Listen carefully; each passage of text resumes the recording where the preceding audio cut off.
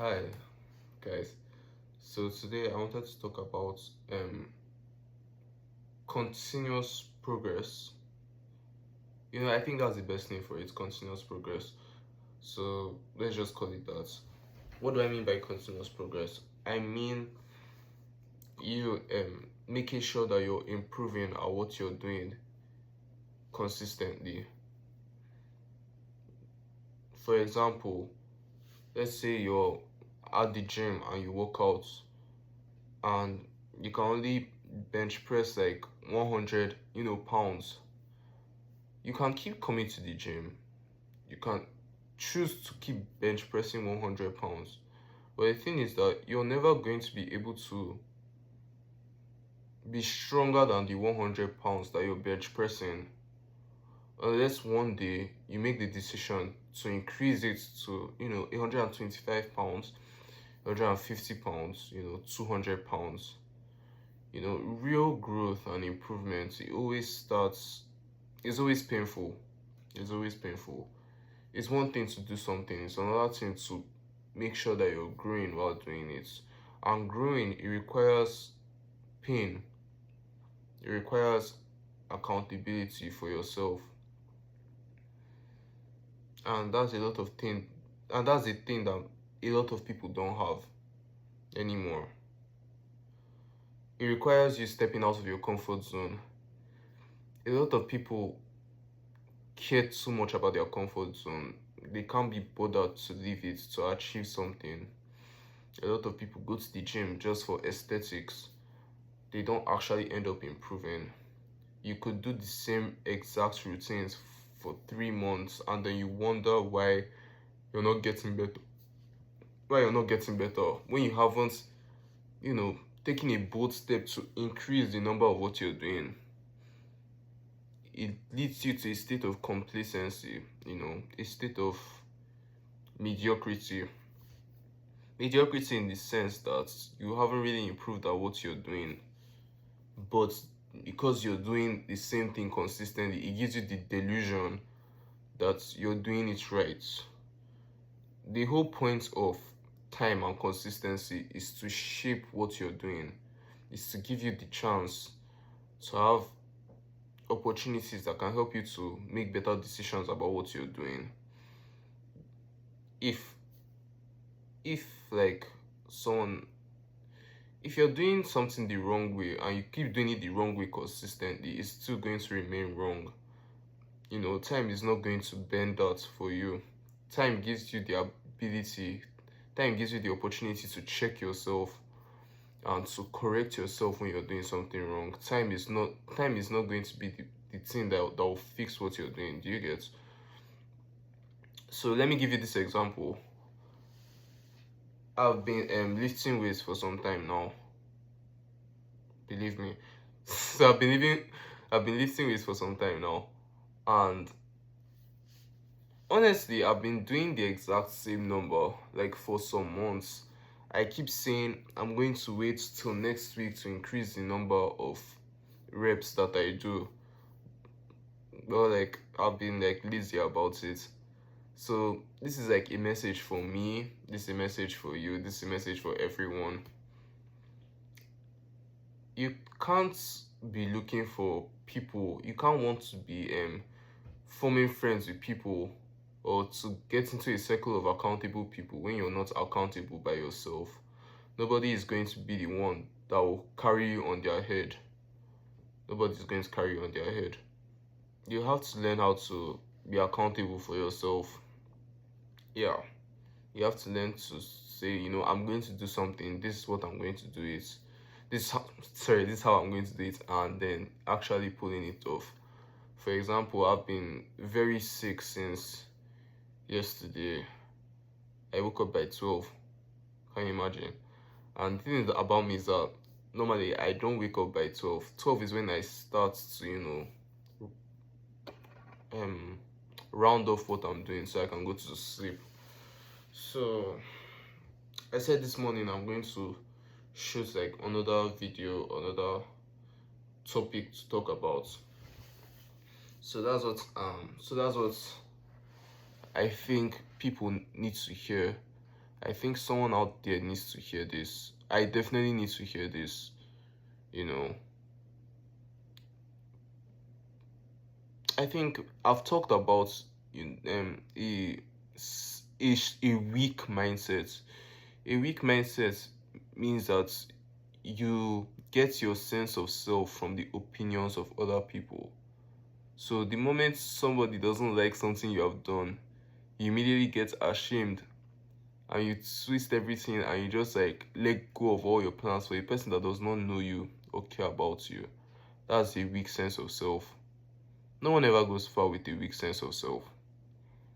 A strong sense of self is someone that is willing to, take criticism, someone that can take criticism well, but at the same time is not willing to, give up their sense of self to please somebody, not friends, not family, not anyone. That's a strong sense of self. I think, like I said, a strong sense of self is easy. It's not easy to develop, right? But it's something you can develop. It's not a it's not a matter of whether you have it or don't have it. It's always something you can get better at doing. Like I said, your personality is formed by your habits, your beliefs, your values, your past. And except for your past, your reactions to all these things can change. Okay, so let me not say your past, your reaction to your past.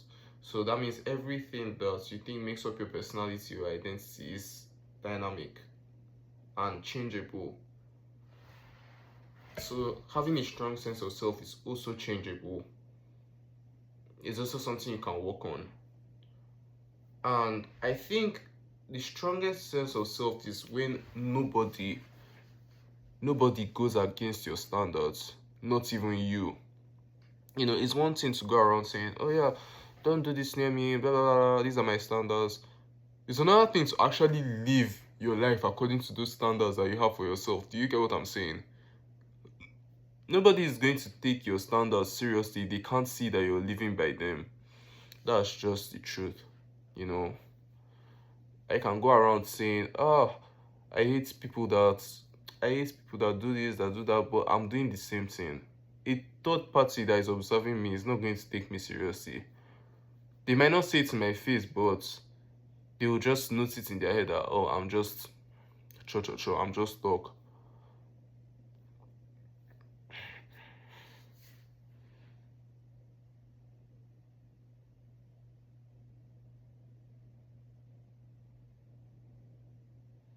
So that's basically it. So I think the best thing for you to do is to make a plan for yourself. I don't like learning things the hard way, and I don't like when other people learn things the hard way, because experience is the best teacher, but it's also one of the most costly teachers. Do you get? Experience is the best teacher, but the fee is costly. It's way more costly than other ones. It's easier to just take some advice. And this advice thing is that's why you have to be very picky of who you allow, of whose advice you listen to. You have to be very picky. Just because someone is your family does not mean that they actually understand anything. You know, this family especially, that's like one of the main things. If you're always like seeking validation from your family, I don't that's the same thing as seeking validation from strangers, in the sense that your family thinks they have a right to shape what you're doing when they don't know how that thing works. They give you advice on how to do well in something, but they never did that thing. And because they're your family, because they share the same DNA with you, they think they have the right to do that. This is not to, there's nothing wrong with that. Like, it's just them looking out for you, right? In their own mind, they're looking out for you. But the point is that if you actually take everybody's opinion seriously because they're your friend or family, especially when it's not somebody that you're looking up to, someone that has already done what you're trying to do. I can't come and take advice from one of my friends, that doesn't make videos. He can come and you'll be like, oh Elvis, stop this thing that you're doing, or Elvis, do your thing like this, Elvis, do your own like that. But the thing is that I prefer like people that actually have the credentials to talk, people that have actually done what I'm trying to do. That's who I like to, receive advice, because the people that you follow, like, it's one of the things that can actually like make your life or break your life. So I think like it's good to be picky about who you are allowed to steer you. That's why you need to have a strong sense of self. You shouldn't be like something that if the wind blows you like this, you go like this. Another thing is shiny object syndrome. I don't know if you guys have heard of shiny object syndrome. Is this thing is very common, you know. It's when someone, one wakes up one morning and suddenly feels like developing like a brand new habit. And then the person continues to, do that thing for some days, for some weeks. And then when the person is no longer motivated, when it's no longer sweet again, the person like just stops and reverts to their old habits. That's what they call shiny object syndrome. And this is something that I know myself that I have suffered from this thing before. I also know that I have the potential to change. But it's something that is one of like, it's like a stumbling block to me. A stumbling block that I can overcome, but like a stumbling block nevertheless.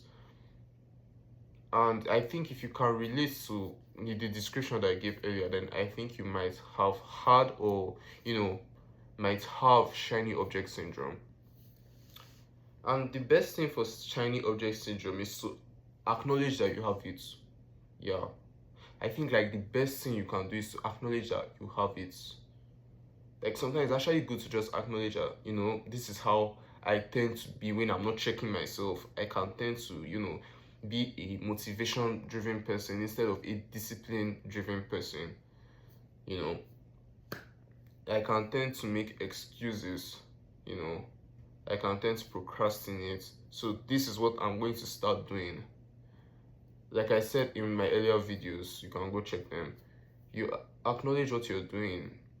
You make a resolution to what you're going to start doing, and then the most important thing is to leave it out. You can have the mindset, you can have the mentality, you can say the right things, think the right things, but you can't claim to have the proper mentality if you're not living by what you're saying and thinking. That's like me saying, oh, I want to be like a famous musician, but like, what am I doing? I'm just sitting in my bedroom thinking that, a record label is going to be looking for me to sign a record deal with them. That's not how it works at all. All the legendary, entertainers, most of them were broke. Most of them came from broken places, which is not the important part, but the important part is that they were resolute enough. They didn't do any shiny object syndrome. They didn't have a dream and allow that dream to fizzle out 1 week later. They said, this is what I'm going to do. And they committed to it. They stuck to it. Even when it wasn't easy. Most of them faced rejections. Most of them had periods of homelessness. Most of them had periods of homelessness. They saved their last money to move to LA. And eventually, grace found them. And now that their net worth is in hundreds of millions of dollars, everybody is complaining. Notice how you now see people saying, oh, they didn't even do anything, they were just lucky. When they were doing the work, you were not there. Like, you were not there. You only see the music, you only see the hits. You see the fame. You don't see what goes into it. And then when they reap the success of the effort that they have made in the past, when they reap the fruits of that and become billionaires, 100 millionaires, 200 millionaires, you start saying that they are lucky. Nobody is ever lucky.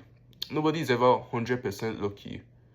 Nobody is ever 0% lucky, and nobody is ever 100% lucky. There's always a bit of luck, but your luck is never going to outshine the work that you have put in.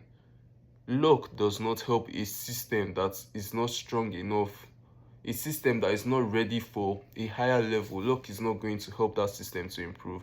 Luck needs people that have already built systems that can handle the type of life that they are trying to build for themselves.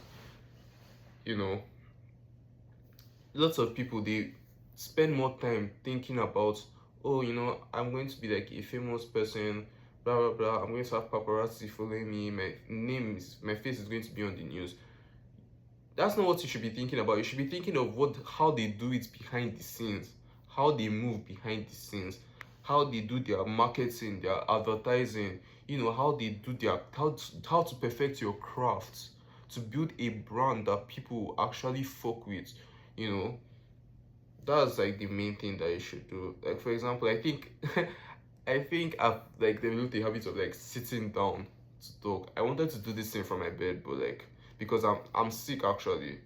I've been feeling sick, but like I said, no, this is going to be like a brand. I'm going to sit down and say things.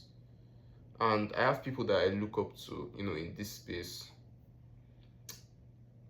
So that's what I wanted to say. you know it's one thing to like go to YouTube and search videos for motivation. I came across this video recently that was like, oh, if you see this video, you're about to be famous. First of all, that's a lie. You looking at a video is not going to make you successful. It's you putting in the work to be successful. That's what makes you successful. Clicking a random video is not going to make a record label find you. It's not going to give you that life you want. You have to build the type of life that you're looking for. Second of all, that's witchcraft too. Lots of witches use videos like that to lure lazy people, procrastinators, people that don't have a sense of direction for their future. They use those type of videos with those type of titles to bait them into watching those things. And in those videos, that's how they use to cast spells on them that can further, negatively like impact your life. And you can watch all the videos in the world, you can buy all the books in the world, you can read all the books in the world, but I think like your actions, your life, like what you choose to do and how you choose to do things, that's the main thing. That's like the language of success. Your actions, that's the language of success. There'll always be a bit of luck involved, but it's never going to be like 100% luck. There's not one successful person that was 100% luck. Not one. Most people that you say that they just got lucky, if you were placed in the same position as them with the kind of mindsets that you have at this moment, you will not have made it. You would have faded into irrelevance. That's just the truth. And never like listen to people that cope like that. A lot of people that say things like that, they are just coping because they are mad that they don't have that type of life and they believe that they can't make that type of life. And because they believe it, they actually will never, get the type of life that they dream of. The type of what you dream of is what you spend nights awake doing. That's how you achieve the type of things you dream of at night, by sacrificing time in sleep. Not necessarily, like stressing yourself, but being willing to sacrifice and never shying away from sacrifice. Never shying away from stepping out of your comfort zone. If you're feeling too comfortable about something and you feel like you're already there, that's already like a good sign that something is wrong and you should check yourself. So I think everybody needs to learn how to check themselves. If at any point, you should not wait for somebody to have to check you to tell you, oh, this, you see this type of thing that you're doing, why are you not doing it like that? You have to be very self-aware. You have to be very intentional and very, resolute and have a very strong sense of self and not have shiny object syndrome. If you're going to do something, you have to stick to it. Stick to it until you get it. If you don't stick long enough to start seeing the fruits of your labor, then what good is it? Okay, anyways, I think it's like 3 something. 3 is like 3 a.m. is like an unholy hour or whatever. I'm just kidding. So yeah, my name is Elvis and I make videos like this. if you want to hear more videos by someone that has seen experiences that would allow them to talk about things like this, then follow it will mean a lot. But at the same time, as I'm building my own system, you also need to build your own system. It's not about watching videos, it's about doing. You can watch everything on YouTube, but if you never implement what you learned, that's even worse than you not watching a video. That's worse than you not going to YouTube at all. That's worse than you not even buying any motivational books or anything. That's like disgracing. Like, is it disgraceful? I don't even know. It's disappointing because you know what to do, but then you don't do it. So it's not about what you watch, it's about what you choose to do and what mindset you choose to develop while doing that thing.